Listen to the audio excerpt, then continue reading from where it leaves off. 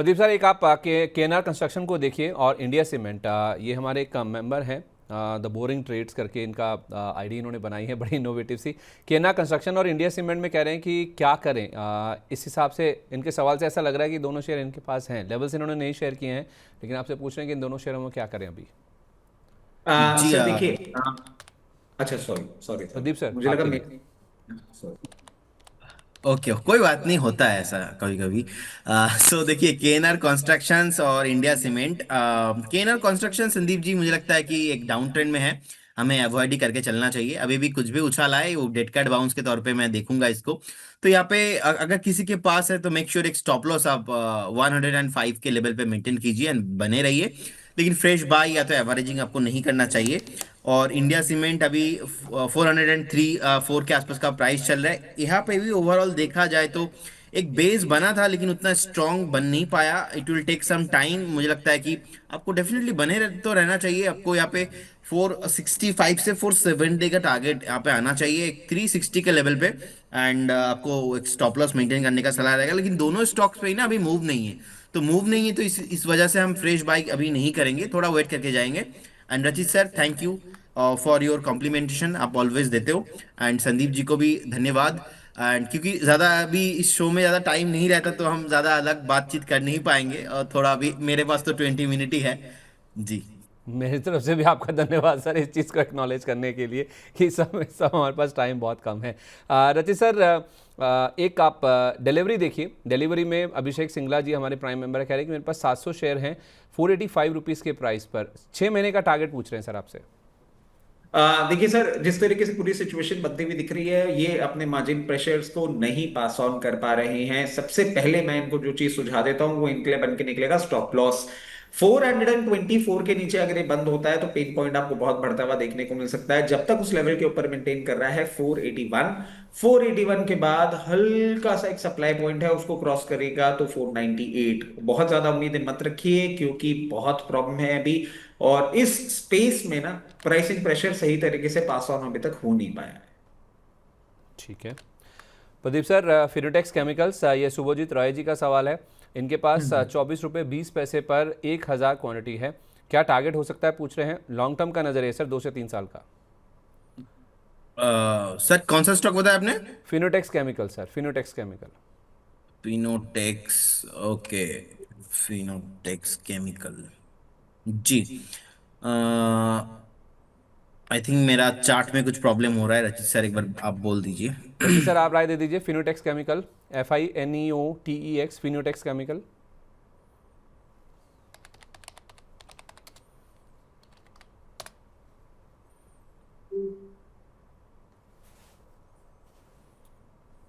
₹33.88 का भाव है सर अभी, और इनका लिया हुआ है ₹24.20 का। अच्छा खासा गेन हो रहा है सर, ऑलमोस्ट ₹10 के आसपास का, और 1000 क्वांटिटी इनके पास है।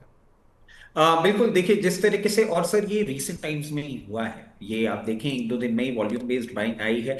एक क्लियर केस अच्छा ब्रेकआउट के ऊपर सस्टेन कर रहा है। जिस तरीके से ये अपनी पोजीशन मेंटेन कर रहा है, 28 रुपीज 60 पैसे के ऊपर जब तक मेंटेन हो रहा है, आपको बहुत कंफर्टेबली 38 और 38 के बाद 40 रुपीज तक आता हुआ दिखेगा। मैं इनको एक ही चीज सजेस्ट करूंगा, 36 रुपीज 80 पैसे क्रॉस करने के बाद हर 50 पैसे 1 रुपए में 100 100 शेयर करके अपना मार्केट को देना चालू कर दें। चीजें अच्छी तो हैं, मगर मार्केट अगर स्विंग मार गया तो प्रॉब्लम हो सकती है। तो प्रॉफिट आ रहा है तो ग्रेजुअली बुक जरूर करें। प्रॉफिट आ रहा है तो ग्रेजुअली आपको बुक करना चाहिए, यानी कि धीरे धीरे आप इससे मुनाफा वसूली कीजिए क्योंकि मुनाफा हो रहा है। बाजार की स्थिति कुछ इस तरह की डामाडोली है, इसलिए मुनाफा बन रहा है, तो आपको लेने में हर्ज नहीं करना चाहिए, गरेज नहीं करना चाहिए। रिया जी, ये हमारी प्राइम मेंबर है, कल भी इनका सवाल आया था। प्रदीप सर, आप देखिए इंडस टावर्स, भारती एयरटेल और डेटा पैटर्न्स, इनके टारगेट्स पूछ रही हैं ये, शॉर्ट टर्म और मिड टर्म के। और दूसरा सवाल फिर मैं रचित जी से पूछता हूँ। पहले आप इनको सर एयरटेल, इंडस टावर्स और डेटा पैटर्न्स पे राय दे दीजिए, टारगेट्स क्या हैं। इस हिसाब से ऐसा लग रहा है कि इनके पास शेयर हैं दोनों ये।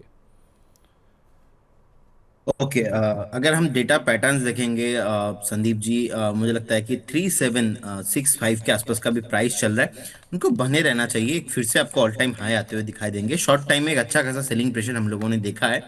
अभी ऑलमोस्ट 3.5% के आसपास का अपसाइड है, मिल रहा है आज।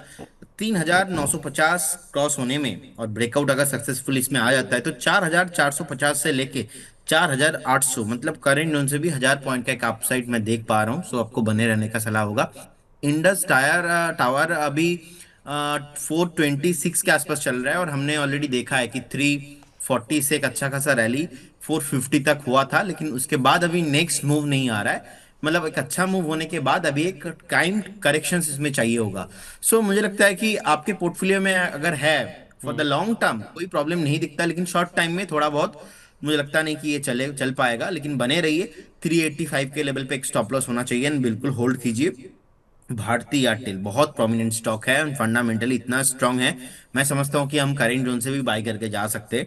कोई प्रॉब्लम मुझे भारती एयरटेल में नहीं लगता। इनफैक्ट आपके पोर्टफोलियो में ऐड करने का परफेक्ट टाइम है। मुझे लगता है कि करेंट जोन से एक बार 2250 से 2300 का शॉर्ट टाइम में टारगेट, उसके बाद 2650 का टारगेट आपको नेक्स्ट आने वाला 8 से 10 12 महीने में आपको आते हुए दिखाई देंगे। होल्ड कीजिए, बने रहिए। ठीक है, होल्ड कीजिए, इसमें नई खरीदारी भी कीजिए। 1900 के आसपास का लेवल है, 2250 से 2300 तक के लेवल्स आपको एयरटेल में दिख जाएंगे। डेटा पैटर्न भी बता दीजिए सर। डेटा पैटर्न सर पहले ही बता दिया था। अच्छा ठीक है। रची सर, इनके ना 3 सवाल इस चीज़ को लेकर भी है, अगर फ्रेश खरीदारी की जा सकती है तो एक है माइथन अलॉयज, दूसरा पर्ल ग्लोबल इंडस्ट्रीज और तीसरा एल&टी। इनमें से अगर किसी को खरीदा जा सकता है तो उसके शॉर्ट टर्म टारगेट भी बताइएगा। देखिए, हम पहले पर्ल ग्लोबल को देख लेते हैं क्योंकि इसमें कुछ कुछ चीजें इवॉल्व हो रही हैं। और आप देखें रीसेंट टाइम्स में एक अच्छे अपमूव में आपको ये आता हुआ दिखा है। मैं समझता हूं अगर पर्ल ग्लोबल में ये पोजीशन बनाते हैं तो बिल्कुल बनाए रखें। 1740 और 1740 के बाद आपको 1960 के लेवल्स दिखा सकता है। आप अगर इसके चार्टिकल पैटर्न्स देखेंगे तो अराउंड 15 ऑफ मई के आसपास से इसमें एक clear case buying interest generate होता हुआ दिख रहा है। मगर स्टॉप लॉस भी हो जाता है जरूरी, जो कि क्लोजिंग बेसिस पे निकल के आता है कहीं ना कहीं 1432 लेवल्स पे। इसके साथ साथ आप बोल रहे हैं sir Maithan alloys. Maithan alloys ji, MAITHON। इसको अगर हम देखते हैं सर 960 लेवल्स पे ये चल रहा है, और अपने लोअर लेवल्स पे मेंटेन कर रहा है। अभी इसको थोड़ा सा एक पेन पॉइंट देखने को मिल सकता है till the time it doesn't crosses 1020। उस लेवल को ब्रीच करने के बाद आपको एक अपमूव आता हुआ दिख सकता है, जो कि क्लियर केस 1080 और 1080 के बाद 1120 लेवल्स तक भी जाता हुआ दिख सकता है, but only after it breaches 1020 levels. ठीक है, ओके। एल&टी तीसरा नाम है। सर एलएनटी देखिए, एलएनटी को मैं इनको बोलूंगा शॉर्ट टर्म के लिए नहीं लेना है इनको। अगर एलएनटी में ये लेना चाह रहे हैं, पोजीशन बनाना चाह रहे हैं, तो at least medium to long term की पोजीशन बना के रखें। जिस तरीके से अब हम मिडिल ईस्ट में एग्रेसिव हो रहे हैं और इसका जो पोर्टफोलियो है वो बढ़ता हुआ आपको दिखेगा, बट क्या क्लियर केस यहाँ से बाउंस बैक बहुत जल्दी आपको देखने का लगा? मुझे नहीं लगता। अगर आपने इसमें पोजीशन के बारे में सोच रहे हैं, स्टैगर्ड मैनर में पोजीशन बनाइए। इन लेवल्स पे अराउंड 25% पोजीशन ले लीजिए। थोड़ा सा कूल ऑफ करता है कहीं भी 35-60 लेवल्स पे आता हुआ दिखता है और पोजीशन इंक्रीज करें। ऐसे करके स्टैगर्ड मैनर पे पोजीशन बनाए, but only for medium to long term. For 3 months LNT is not the counter to look at. ठीक है, ओके, परफेक्ट है। बीपीसीएल देखिए, प्रदीप जी एक बार कल आईओसी के नंबर्स आए थे और उसके साथ साथ खबर ये थी कि 90 पैसा फिर से पेट्रोल डीजल की प्राइसेस बढ़ाई गई हैं। तो कल अच्छा अपमूव था तीनों ही ओएमसीज में, आज फिर से कंटिन्यू होता हुआ दिख रहा है बीपीसीएल की। जहाँ तक बात है, कल इनके नंबर्स आए थे, नंबर्स हालांकि अच्छे नहीं हैं। इनका मुनाफा अगर आप क्वार्टर बेसिस पर देखेंगे तो आपको 57-58% गिर कर आता हुआ दिखा है। एक वन टाइम लॉस हुआ है, एक्सेप्शनल आइटम थी 4349 करोड़ रुपये की, जिस वजह से मुनाफे के ऊपर इम्पैक्ट आया। रेवेन्यू स्टेबल रहे हैं 1.2 लाख करोड़ के आसपास, और अबिड्डा में 14% के आसपास का ड्रॉप था, और मार्जिन भी 9.7% से घटकर 8.5% पर आए हैं। ये क्वार्टर बेसिस पर, सीक्वेंशियल आधार पर मैं नंबर्स आपको बता रहा हूँ। लेकिन स्टॉक सर रिजिलियंट है, आधे % के आसपास की गेंस दिखा रहा है। ओएमसीज पर ओवरऑल राय क्या है सर आपकी?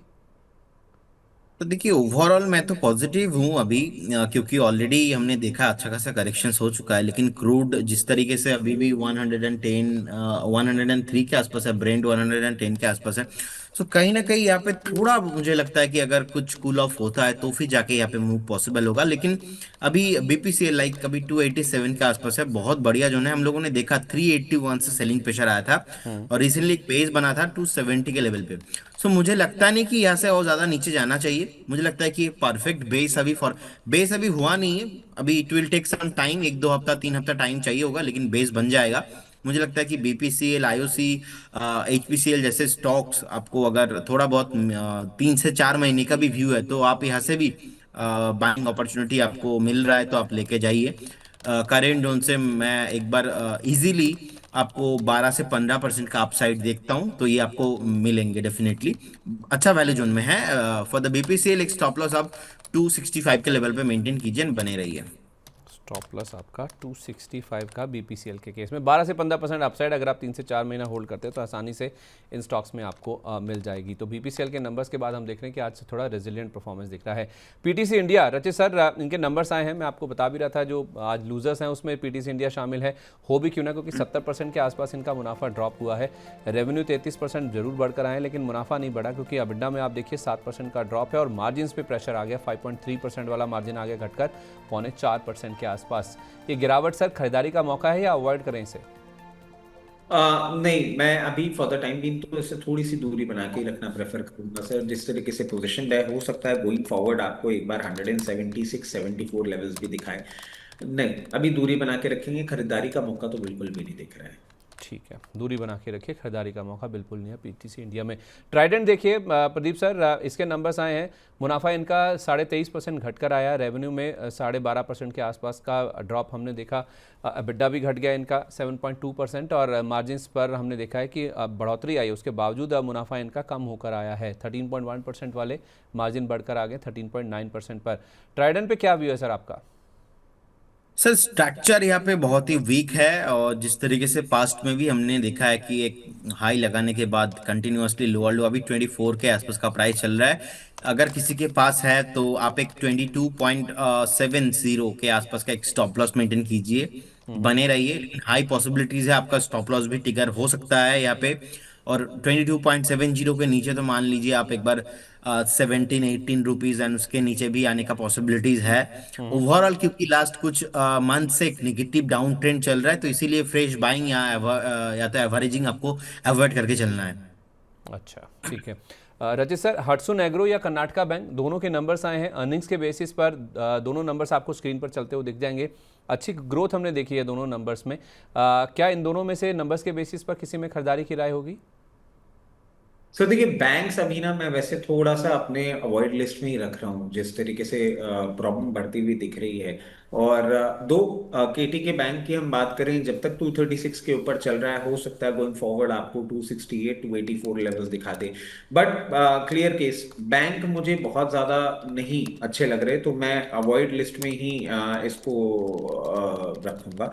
और हडसन एग्रो की हम बात करें तो जिस तरीके से ये पोजीशन है 930 लेवल्स पे, एक थोड़ा सा आज आपको डाउनसाइड मूवमेंट देखने को मिल रहा है, क्योंकि हायर लेवल्स पे इसमें सेलिंग प्रेशर आ रहा है। रिसेंट टाइम्स में आप देखेंगे जब तक 956 लेवल्स के नीचे मेंटेन करता है, तब तक एक क्लियर केस अप ट्रेंड नहीं इसमें आपको आता हुआ दिखेगा।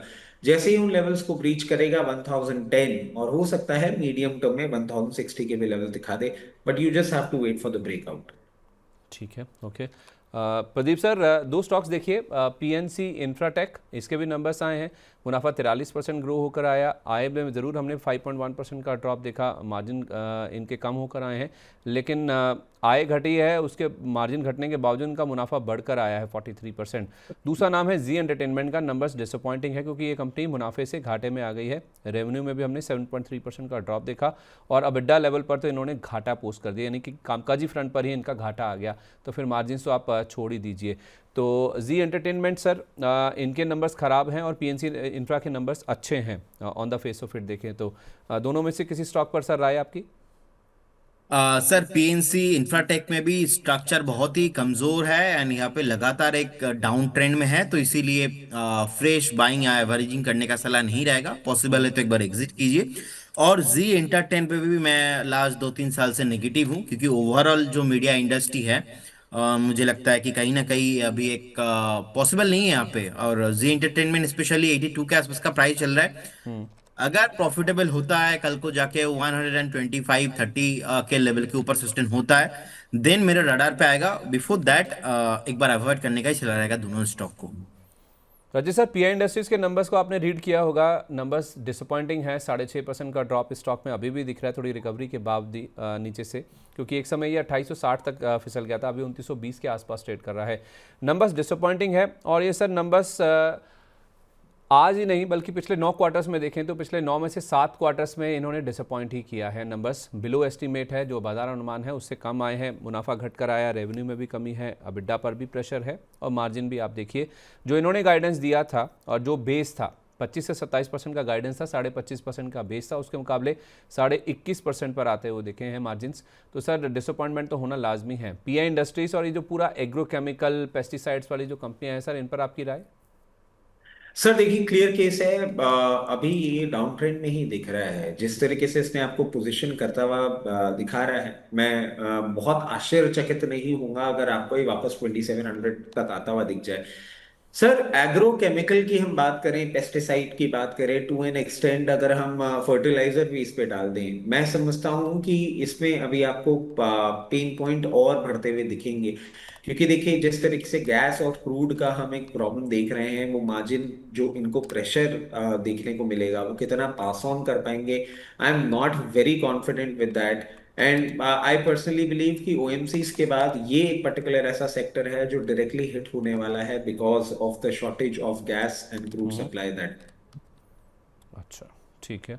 प्रदीप सर, डिक्सन टेक देखिए, डिक्सन टेक को लेकर हमारे एक दर्शक हैं, उनका सवाल आया है कि इस पर शॉर्ट टर्म का व्यू क्या है। गौरव तिवारी जी पूछ रहे हैं कि इस एक्सपायरी तक का अगर आप व्यू लेकर चलें तो क्या कैसे ट्रेड करना चाहिए इसे? ठीक, इस एक्सपायरी तक कुछ नहीं होने वाला। एंड मुझे लगता है कि आप जिन्होंने भी क्वेश्चन किया, आप देखिए चार्ट में जाके 11,650, 11,600 कितना बार जो है यहाँ से कहीं ना कहीं सेलिंग प्रेशर आ रहा है। तो कहीं ना कहीं 11,600 के ऊपर 2 हफ्ता भी सस्टेन नहीं हो पा रहा है ठीक ठाक। अगर 2 हफ्ता सस्टेन होता है तब जाके यहाँ पे फिर से मैच्योर बायर्स आएंगे। एंड उस बायर्स के चलते आपको स्टॉक पे एक बार 13,450, उसके बाद मुझे लगता है कि 15,000 तक मूव आपको फिर से आते हुए दिखाई देंगे। बाकी फिलहाल अभी यहाँ पे स्ट्रेंथ नहीं है, तो मुझे लगता है कि स्ट्रेंथ नेक्स्ट 2-3 महीना अगर मार्केट यही आसपास रहा तो पॉसिबल नहीं होगा। लेकिन 11,600 के ऊपर मैं इसमें बुलिश हूँ। अप टू 15,000 तक मुझे लगता है कि ये जाएगा। एंड लेकिन इस एक्सपायरी तक कोई इसमें ऐसा कोई पॉजिटिव व्यू है इमीडिएट लेवल पे तो नहीं है। रजित सर, हिंडाल्को पे क्या व्यू है आपका? इनकी जो यूएस की सब्सिडरी है नोवेलिस, उसके नंबर्स आए हैं, मुनाफे से वो कंपनी घाटे में आ गई। एक्सपेक्टेड भी था क्योंकि एक फायर इंसिडेंट हुआ था उनके प्लांट में, जिसका इम्पैक्ट हमने सितंबर और नवंबर के दौरान देखा था। और अगर आप स्पेशल आइटम्स को निकाल दें तो भी इनका जो मुनाफा है वो साल दर साल 13% घटकर 227 मिलियन पर आया। एडजस्टेड अबिड्डा में भी 3% का डिक्लाइन है। स्टॉक पॉजिटिवली रिएक्ट कर रहा है सर कि इन एंटिसिपेशन की ये जो बुरा दौर था शायद खत्म हो चुका है। आगे कंपनी ने कोई ऐसा गाइडेंस नहीं दिया कि इसका इम्पैक्ट आगे भी देखने को मिलेगा। तो सर ये जो 3.5% का अपमूव है हिंडाल्को में, नोवेलिस के नंबर्स का इम्पैक्ट जो दिख रहा है, ये और एक्सटेंड हो सकता है? बिल्कुल सर। और आप देखिए, इस अपमूव के बाद एक चीज मैं ऐड कर देता हूं इसमें, आपकी जिनकी भी पोजीशन है 1042 के स्टॉप लॉस के साथ उस पोजीशन को बहुत कंफर्टेबली मेंटेन करें।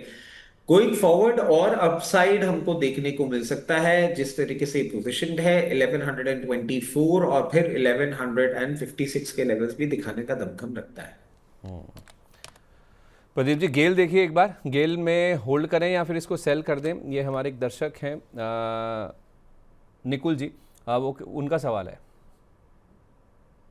देखिए गेल में मुझे लगता है कि जिस तरीके का मूव अभी है, एक बार आपको 142 145 तक आने का पॉसिबिलिटीज है। आप 130 के लेवल पे स्टॉप लॉस मेंटेन कीजिए एंड होल्ड करके रखिए, बने रहिए। नहीं 6-8 महीने का व्यू से पॉजिटिव है, लेकिन शॉर्ट टाइम में यहाँ पे ज्यादा अपसाइड नहीं पॉसिबल होगा। एट फर्स्ट 170 एंड अबव एक बार क्लोजिंग में होना चाहिए। जब तक नहीं हो रहा है तब तक यहाँ पे मूव नहीं होगा। ठीक है रजित सर, मुझे आप शुगर स्टॉक्स पे राय दीजिए। कल हुआ क्या है कि BIS यानी कि ब्यूरो ऑफ इंडियन स्टैंडर्ड्स, इन्होंने पेट्रोल में 30% एथेनॉल ब्लेंडिंग के जो मानक हैं, जो स्टैंडर्ड्स हैं, उनको भी अप्रूव कर दिया है। तो E22, E25, E27 और E30 ये फ्यूल्स जो हैं इनके स्टैंडर्ड जारी किए गए हैं BIS यानी कि ब्यूरो ऑफ इंडियन स्टैंडर्ड्स की ओर से। डिस्टिलर्स एसोसिएशन ने सर इस नोटिफिकेशन का स्वागत किया है। तो आपके लिए तो 2 सेक्टर्स हैं सर, डिस्टिलरी तो है ही है जो आपका फेवरेट है उसके साथ साथ शुगर सेक्टर के लिए सर इसको आप कैसे देखते हैं? सर देखिए, शुगर सेक्टर में ना मैं बहुत ज्यादा कंफर्टेबल हो नहीं पा रहा हूँ। मतलब ये ethanol blending is a different story, but उसके अलावा आप देखें जिस तरीके से MSP और ये सब और गवर्नमेंट का जिस तरीके से कंट्रोल चल रहा है, उसके बाद आप देखें टू एन एक्सटेंट बलरामपुर चीनी के अलावा कोई बहुत, या प्राज इंडस्ट्रीज जो कि और एंसिलरी काम में भी है, उसके अलावा कोई भी शुगर सेक्टर का स्टॉक मुझे अच्छा नहीं लगता सर। मैं बहुत क्लियर केस आपको बताऊं, और अगर आप इस मूव को देखें ना, E22, 25, 30, ये प्रैक्टिकली मतलब मैं बोलूंगा एटलीस्ट जो ऑटो एंथुजियास्ट्स हैं उनके लिए तो प्रॉब्लमैटिक सिचुएशन ही बनती हुई दिख रही है। जितना आप ई की मात्रा बढ़ाएंगे उतना ही इंजन की प्रॉब्लम बढ़ती हुई चली जाएगी। अ, अगर हम लिकर सेक्टर की बात करें तो देखिए कहीं ना कहीं अब ऐसा लग रहा है they are finally out the woods, और कुछ कुछ हमारे जो काउंटर्स हैं वो भी इसी तरीके से परफॉर्म कर रहे हैं। Like if we talk about ABDL, अच्छा एक अपने आप को मेंटेन कर रहा है। रीसेंट टाइम्स में रैडिको खैतान भी अच्छा लग रहा है। यूनाइटेड ब्रूरीज भी आप देखें बहुत लंबे अंडर परफॉर्मेंस के बाद बाहर निकल रहा है। एसोसिएटेड अल्कोहल भी अच्छा लग रहा है सर। ये पर्टिकुलर जो कंपनीज हैं ये अच्छी हैं सर अभी। प्रदीप सर, आपके पास अगर समय है तो एक सवाल लूँ या फिर डिस्क्लेमर की ओर बढ़े? हाँ, जी जी सर, प्लीज ले लीजिए एक ना। टीम लीज के बारे में बताइए सर। टीम लीज की ना आज बोर्ड बैठक होने वाली है जिसमें इनका बायबैक के ऊपर विचार होने वाला है। 3% स्टॉक ऊपर है, अगर ये मंजूरी मिली तो 3 साल में पहला बायबैक होगा कंपनी की ओर से। 2023 में इन्होंने करीब 3.25 लाख शेयरों का बायबैक किया था 100 करोड़ रुपए में। उस समय 3050 रुपये का प्राइस था 2023 का जब बायबैक हुआ था। आज सर 3% का अपमूव है, लेकिन स्टॉक आप देखेंगे तो 1414 रुपये के आसपास ट्रेड कर रहा है। तो अच्छा खासा करेक्शन हो चुका है स्टॉक में हायर लेवल से। इन एंटिसिपेशन की भाव काफ़ी ऊपर का आ सकता है। क्या टीम लीज में इन लेवल्स पर खरीदारी करनी चाहिए या फिर स्ट्रक्चर वीक है? देखिए, ओवरऑल डाउन ट्रेंड है और एक पुल बैक आ रहा है। अब पुल बैक कितना सस्टेन करेगा ये देखना पड़ेगा। मुझे लगता है कि अगर डे हाई क्रॉस होता है 1438 एंड अबव, फिर एक एंट्री यहाँ पे लिया जा सकता है। वो शॉर्ट टर्म के हिसाब से ही होगा। 1488, उसके बाद आपको 1538 तक मूव आते हुए दिखाई देंगे। उस हिसाब से देखा जाए तो एक स्टॉप लॉस 1408, 1408 के आसपास हम मेंटेन करके जाएंगे। एंड अभी फ्रेश बाई करने का सलाह नहीं रहेगा। और इसके साथ साथ सर मेरा डिस्क्लेमर, जितने भी स्टॉक्स एंड इंडेक्स को लेके हमने बात किया, कोई भी स्टॉक्स एंड इंडेक्स में हमारा पोजीशन नहीं होता है। नो कन्फ्लिक्ट ऑफ इंटरेस्ट, ऐसा ही कुछ रहा हम क्लाइंट को भी देते हैं। हो सकता है कुछ कॉल उनके पास हो, हमारे पास नहीं होता है। Registration guaranteed by SEBI, membership of BSE certification from NISM in no way guarantee performance of the intermediary और provide any assurance of returns to the investors. बहुत बहुत धन्यवाद Rachit sir, Sandeep ji and money nines के सारे व्यूअर्स को। Have a good day. चलिए, बहुत शुक्रिया सर, thank you so much and wish you very good day sir. Rachit sir, मुझे आप JSW एनर्जी के बारे में बताइए। इन्होंने कल अनाउंसमेंट किया है बाजार बंद होने के बाद कि तोशिबा JSW पावर सिस्टम्स जो कि इनका जॉइंट वेंचर है उसमें ये हिस्सा बढ़ाने जा रहे हैं। पहले इनका 10.7% स्टेक था, उसे 10% बढ़ाकर ये 20.7% करने जा रहे हैं। तोशिबा कॉर्प से ये सेकेंडरी शेयर खरीद के जरिए हिस्सेदारी खरीदने जा रहे हैं। 150 करोड़ रुपये की रकम में ये 10% अतिरिक्त स्टेक इनकी ओर से खरीदा जाएगा। सर इसकी एक तो मुझे सिग्निफिकेंस बताइएगा। अभी हाल में इन्होंने JSW स्टील में अपना हिस्सा बेचा था सर, और ये जो खबर आई है उसके बाद अब JSW एनर्जी में क्या करना चाहिए? सर देखिए क्लियर केस है, बहुत ही उम्दा स्टॉक है ये, और बहुत टाइम हो गया है इसको अंडर परफॉर्म करते हुए। मैं क्यों बोलूंगा सर, क्योंकि आप देखें कि इस स्पेस में बाकी सब काउंटर्स में आपको मूवमेंट देखने को मिल गया। सिंस 2025 ये एक रेंज में है। इस पर्टिकुलर न्यूज से ये भी सिग्निफाई होता है कि ये सिर्फ जनरेशन सप्लाई के अलावा जो एंसिलरी है, जो उनके इक्विपमेंट्स हैं, उसमें भी आपको बहुत एग्रेसिवली आगे बढ़ता हुआ दिखेगा। I am taking this particular announcement as a very positive announcement, और मैं समझता हूँ गोइंग फॉरवर्ड आपको बहुत जल्दी इसमें 580 लेवल्स देखने को मिलेंगे। सस्टेन्ड मूवमेंट होता है तो जो एक 2025 लेवल्स, 2025 स्टार्टिंग पॉइंट से जो एक अंडर परफॉर्मेंस या एक कंसोलिडेशन वाला मूवमेंट आपको देखने को मिल रहा था, वो फाइनली ओवर होता हुआ दिखेगा। और मैं समझता हूँ गोइंग फॉरवर्ड बहुत कंफर्टेबली आपको ये 660 और 660 के बाद 740 लेवल्स भी जाता हुआ दिखेगा। तो अभी भी ले सकते हैं सर? बिल्कुल ले सकते हैं, अच्छा क्या काउंटर है। क्या और स्टॉप लॉस इसमें होगा? मैं, हाँ मैं वो बताया तुम सर। और जिस तरीके से अभी इसने अपने आप को पोजीशन कर रखा है, स्टॉप लॉस इसमें क्लोजिंग बेसिस मैं आपको सजेस्ट करूंगा 488 लेवल्स। 488? जी। ठीक है। आदित्य बिरला कैपिटल भी देखिए, AB कैपिटल के नाम से जिसे हम जानते हैं सर, इनको RBI से फैक्टरिंग बिजनेस के लिए मंजूरी मिल गई है। अब ये फैक्टरिंग बिजनेस से जुड़ी जो वित्तीय सेवाएं हैं उनको प्रदान कर पाएंगे। तो सर आदित्य बिरला कैपिटल के लिए जो फैक्टरिंग बिजनेस की मंजूरी है, कितना बड़ा ट्रिगर है? सदी की ट्रिगर मोटा है, बट मुझे पता नहीं ऐसे क्यों लग रहा है फैक्टरिंग बिजनेस ही इस साल आपको बहुत कम होता हुआ दिखेगा। मतलब अगर फैक्टरिंग बिजनेस समझें तो इसको आप समझ लीजिए कि इंडिजिनियस बिजनेस के लिए ये बिल डिस्काउंटिंग मेथड एक होता है जिससे आप फंड रेज कर देते हैं, वर्किंग कैपिटल एनहांसमेंट होता हुआ देखने को मिलता है। दो चीज पॉजिटिव है, बट जिस तरीके से अभी पूरा बैंकिंग फाइनेंस इंडस्ट्री फंक्शन कर रही है, एक इमिडिएट चेंज ऑफ ट्रेंड मुझे नहीं दिखता है इसमें। और मैं समझता हूं कि एक बार हायर लेवल पे कहीं भी ये 370 ऑड लेवल्स पे आता है तो आपको सेलिंग प्रेशर ही हावी होता हुआ दिखेगा। इसको मद्देनजर रखते हुए क्या इसमें अभी पोजीशन बना लेनी चाहिए? मैं समझता हूँ नहीं। कभी भी कूल ऑफ करता है और लोअर लेवल पे मिलता है तो एक बेटर बाय बन जाती है। 324 लेवल्स पे अगर आता है तो वहां पे एक बार आप अप्रोच ले सकते हैं। इन लेवल्स पे ट्रेंड चेंजिंग मूवमेंट तो नहीं है। खरीदारी के लिए 320 324 का आप इंतज़ार कीजिए।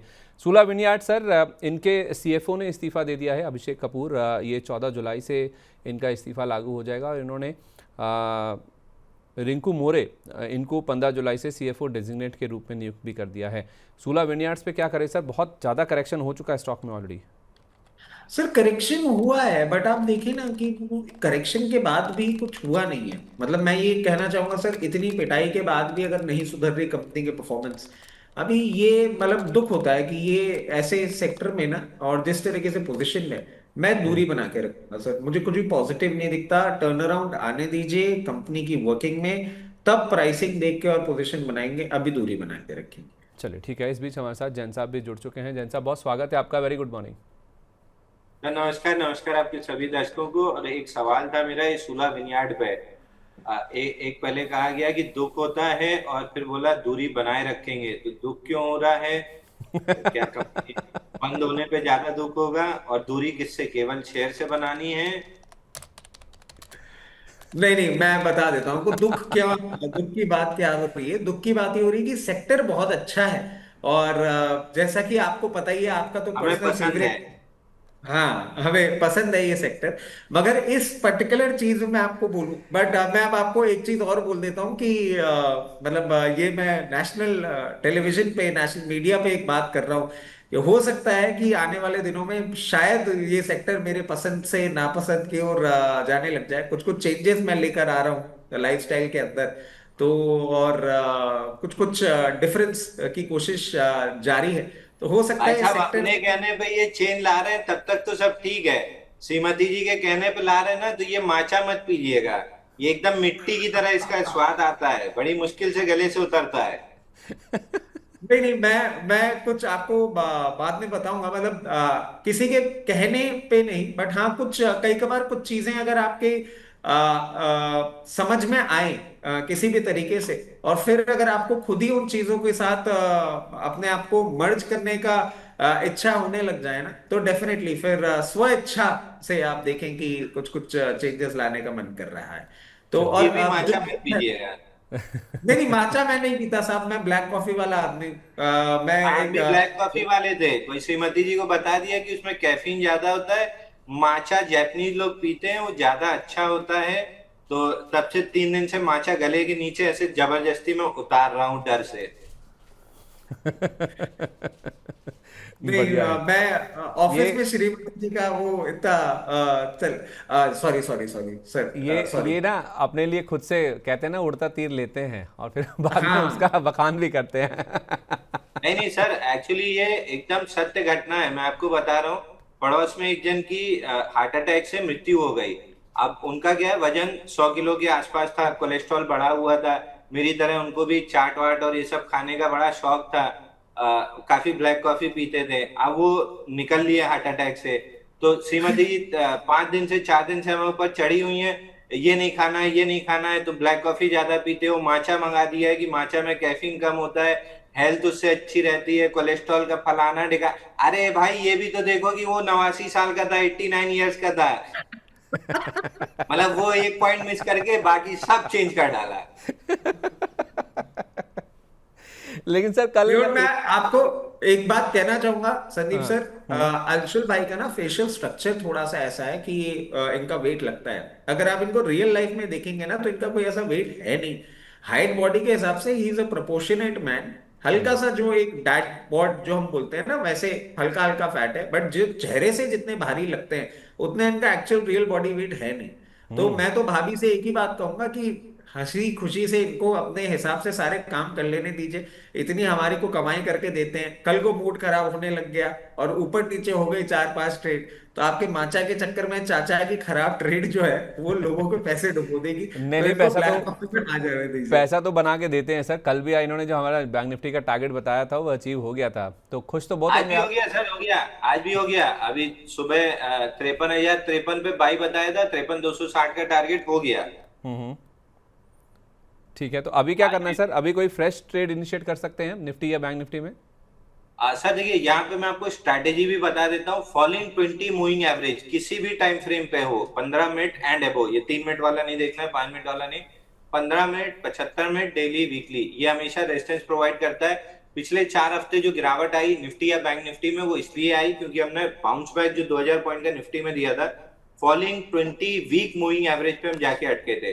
अभी जो रिसेंट गिरावट आई है, ये पिछले आप पकड़िए थर्सडे और फ्राइडे को, और उसके बाद ये वापस से ट्यूसडे को ये आई है 75 मिनट के चार्ट पे फॉलिंग 20 मूविंग एवरेज से, और आज हमने जाके हिट किया है फॉलिंग 15 मूविंग एवरेज। तो एक बार प्रॉफिट बुक करना है।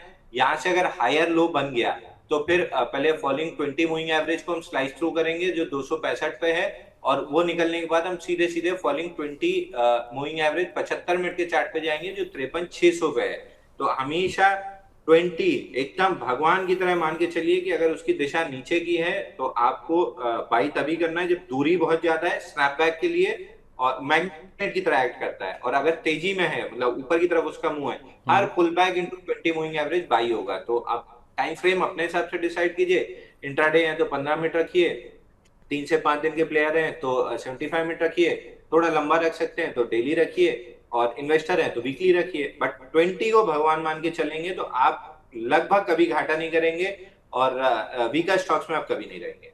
ठीक है रजित सर, बहुत शुक्रिया आपका, थैंक यू अपना कीमती समय आज हमारे साथ शेयर करने के लिए। जाने से पहले कोई डिस्क्लेमर सर? बिल्कुल सर, जितने भी स्टॉक्स हमने आपके चैनल पर डिस्कस किए इसमें मेरी पर्सनल पोजीशन है, मेरी फैमिली पोजीशन, क्लाइंट पोजीशन हो सकती है। जितने भी स्टॉक्स हमने आपके चैनल पर डिस्कस किए वो कंपनीज, उनके प्रमोटर ग्रुप कंपनीज हमारे क्लाइंट हो सकते हैं। Investing in equity market are subject to market risk. Please consult your financial advisor before making any investment और taking any trade in any of the scripts that we have discussed on your channel. As always sir, fun doing show, और अंशुल भाई से फिर मिलते हैं। चलिए, thank you. शुक्रिया आपका sir, wish you a very good day.